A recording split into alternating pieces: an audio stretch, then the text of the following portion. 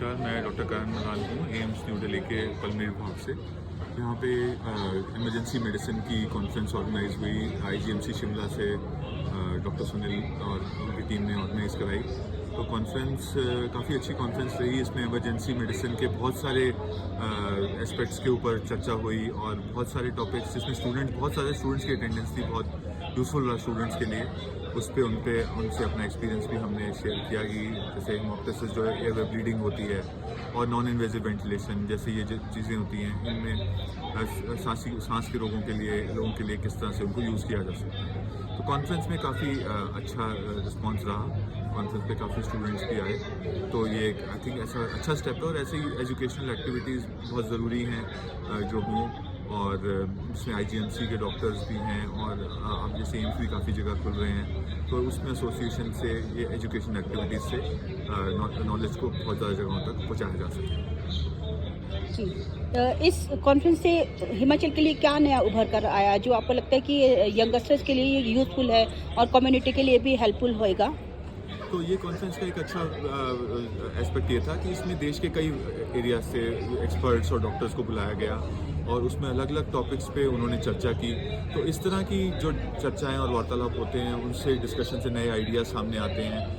ये भी पता लगता है कि कहाँ पे कमियां हैं, जिन एरियाज़ को इम्प्रूव किया जा सकता है, ट्रेनिंग को कैसे इम्प्रूव किया जा सकता है, और रिसर्च में भी और पेशेंट्स केयर में भी किस तरह से इन चीज़ों को आगे बढ़ा सकते हैं। तो आई थिंक ये एक बड़ा अच्छा स्टेप रहा कि जिसमें बहुत सारी जगह से एक्सपर्ट्स जो आए हुए हैं उन्होंने अपनी इन चीज़ों को डिस्कस किया, और आई थिंक ये एक बड़ा अच्छा स्टेप है। हिमाचल प्रदेश में जो भी यहाँ पर टूरिस्ट आते हैं, हाई एल्टीट्यूड सिकनेस का प्रॉब्लम मेनली रहता है।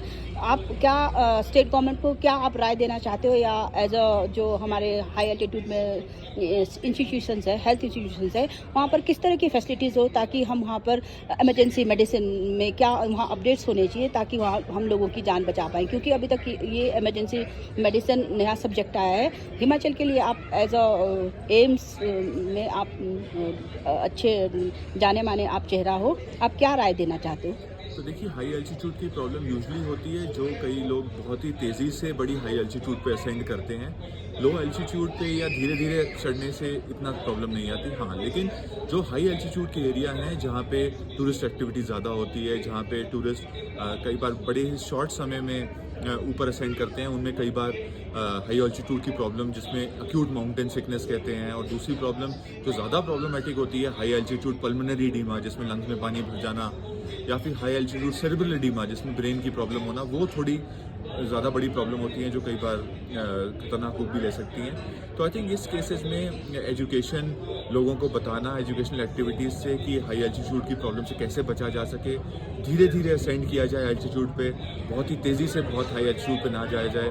मान लीजिए किसी को प्रॉब्लम होती भी है तो उसको कैसे जल्दी स्टेज पे उसको पकड़ा जाए ताकि अक्यूट माउंटेन सिकनेस वाली चीज़ें हाई एल्टीट्यूड पल्मोनरी एडीमा या हाई एल्टीट्यूड सेरेब्रल एडीमा में ना वो ट्रांसफॉर्म हो। तो आई थिंक ये एजुकेशन से बहुत ज़रूरी है, और आई थिंक क्योंकि मैनेजमेंट वाइज तो मैनेजमेंट प्रोटोकॉल होते हैं वो इतना कॉम्प्लेक्स नहीं होता है, बट आई थिंक फैसिलिटीज़ जिसमें जो मरीज सिक हो रहे हैं उनको केयर दे जा सके, ये इम्पोर्टेंट है। उनमें किस तरह का मेडिकल सेटअप होना चाहिए जो वहाँ पर हॉस्पिटल है, क्योंकि इतने हाईटेक हॉस्पिटल्स तो हमारे सराउंडिंग एरिया में इन ऐसे स्थानों में नहीं है। उनमें किस तरह का बेसिक लाइफ स्टाइल मतलब होना चाहिए सेटअप? एक तरह का बेसिक इमरजेंसी सेटअप उन एरियाज में ज़रूर होना चाहिए जहाँ पे ऐसी प्रॉब्लम्स हो सकती हैं।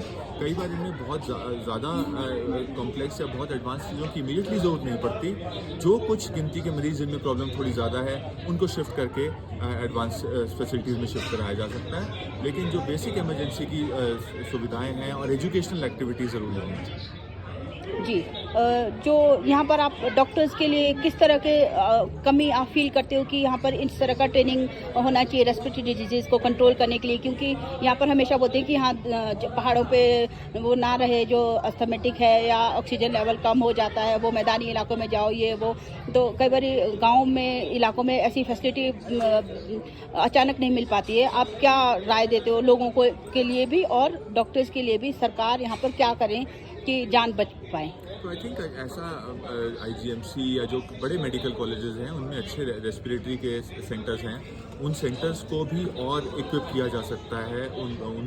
उनमें जो एडवांस्ड फैसिलिटीज़ हैं, जो नई तकनीकें सुविधा हो रही हैं, अगर वो डेवलप हों और जैसे सुपर स्पेशलिटी ट्रेनिंग प्रोग्राम जैसे डीएम के प्रोग्राम, एमडी के प्रोग्राम चालू हों, इनसे क्या होगा कि जो एजुकेशन बढ़ेगी और एडवांस फर्टिलिटीज़ इंप्रूव होंगी। तो आई थिंक ऐसे किया जा सकता है और आई थिंक ये आईजीएमसी के डिपार्टमेंट में डॉक्टर सुनील और बाकी टीम में काफ़ी ये लीड लेके ये कर रहे हैं। जी, कोविड काल में आप एम्स से बतौर स्पोक्स पर्सन रहे हो, जो भी वहाँ अपडेट्स रहे पूरे इंडिया में आप अच्छा चार्मिंग फेस था।